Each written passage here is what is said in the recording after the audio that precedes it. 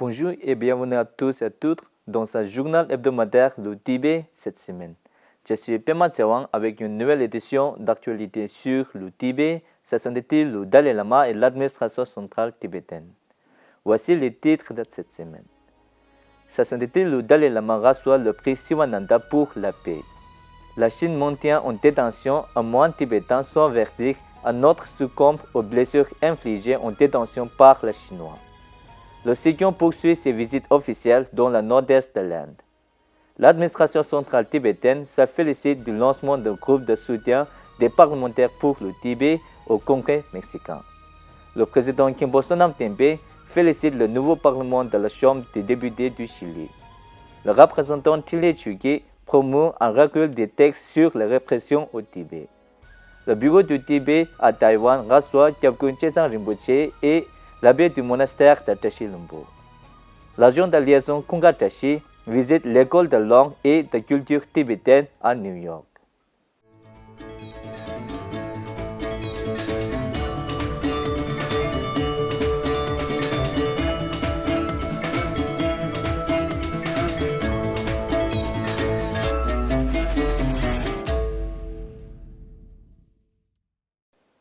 Sa sainteté, le Dalai Lama a reçu le prix de la paix 2022 attribué par la Fondation Sivananda pour la paix dans le monde dans sa résidence de Dharamshala le 1er novembre. Ce prix a été décerné à sa sainteté pour sa généreuse contribution à la promotion de la paix, de la non-violence et de l'unité de l'humanité tout entière.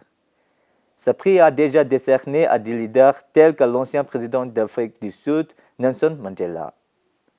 Jigme Gyatso, un moine tibétain de 36 ans de l'université bouddhiste de Tsungu, dans la province traditionnelle d'Amdo, est détenu par le gouvernement chinois depuis plus d'un an sans verdict.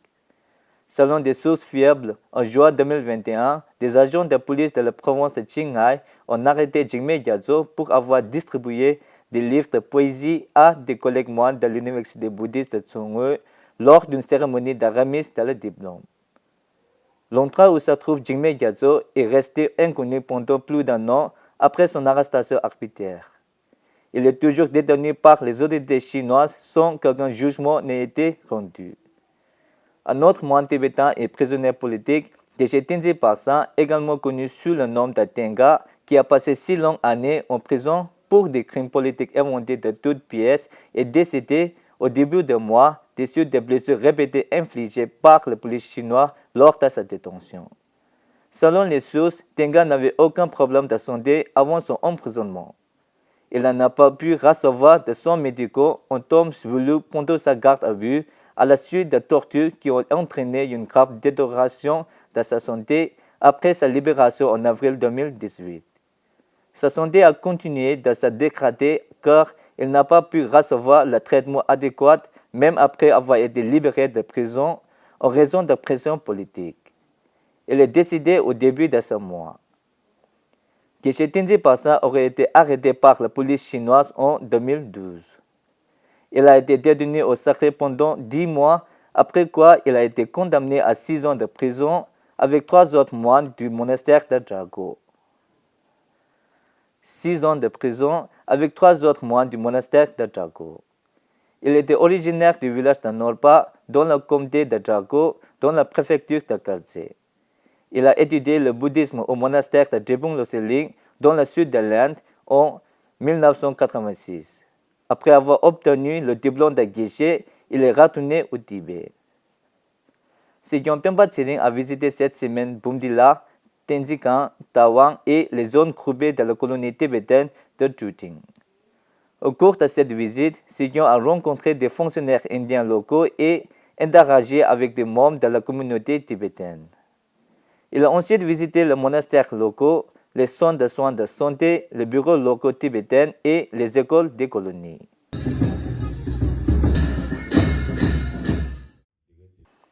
Au cours de ces entretiens, Sikyong a évoqué le principal objectif de l'administration centrale tibétaine, à savoir la résolution du conflit sino-tibétain par un dialogue fondé sur la voie du milieu et la protection du peuple tibétain en exil. Cette visite dans la région du Nord-Est fait partie de l'engagement de Sikyong a visité les colonies tibétaines à travers l'Inde pour évaluer les besoins du public et s'assurer que les demandes sont satisfaites en conséquence. Le président du Parlement tibétain en exil, Khenpo Sonam Tembe, et Sejong Pemba Tsering de l'administration centrale tibétaine ont félicité le député Salvatore Caro Carabera pour avoir fondé avec succès le groupe parlementaire de soutien au Tibet au Congrès mexicain le 8 novembre 2022. Saluons le groupe parlementaire des Amis du Tibet au Congrès mexicain pour cette initiative significative et opportune.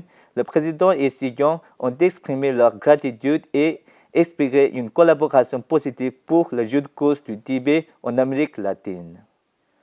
Le représentant Jigme Tsering du bureau du Tibet en Amérique latine a lu les lettres envoyées par le président de l'Assemblée nationale, Khenpo Sonam Tembe, et Sejong Pemba Tsering lors du lancement du groupe des Amis du Tibet au Congrès mexicain. Le président du Parlement tibétain en exil, Khenpo Sonam Tembe, a félicité Lado Milošević pour son élection à la présidence de la Chambre des députés du Chili. Le président a exprimé sa gratitude à Lado Milošević pour ses remarques de solidarité lors de la 8e Convention mondiale des parlementaires sur le Tibet qui s'est tenue à Washington DC et lui a su l'idée la meilleure pour réaliser les aspirations du peuple chilien.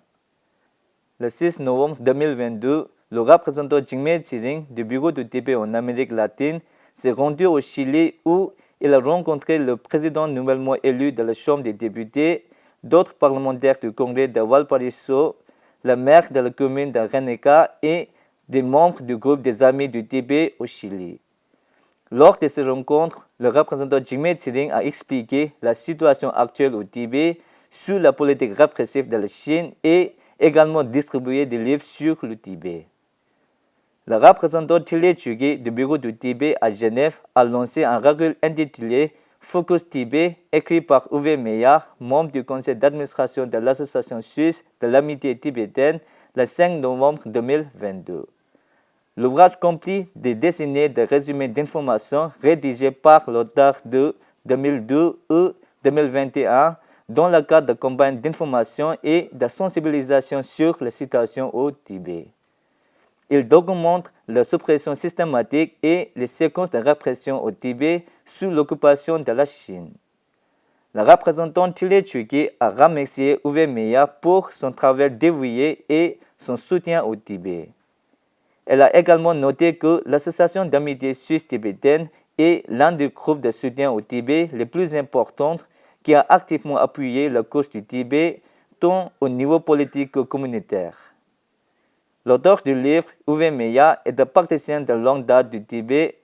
Il s'est rendu au Tibet où il a été témoin de la présence de prisonnières à Lhasa en 1988.